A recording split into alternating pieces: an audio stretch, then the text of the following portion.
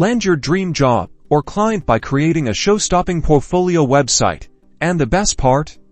We're doing it for free using Google Sites. First, head to Google Sites and select blank to begin a brand new website, giving you a completely fresh canvas. Now, give your website a clear title, like your name or professional brand, and upload a high-quality, attention-grabbing header image that reflects your personality or field. Next, it's time to introduce yourself.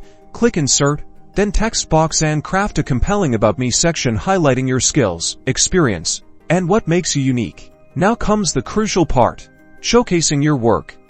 Google Sites offers pre-designed layouts under the Insert tab. Choose one that best displays your projects, incorporating high-quality images and detailed descriptions for each. Don't forget a way for people to reach you. Create a contact page and embed a Google form for easy inquiries.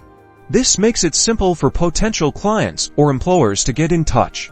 Before launching, preview your website to ensure everything looks perfect on different devices. Finally, click Publish, choose a web address, and share your stunning portfolio with the world.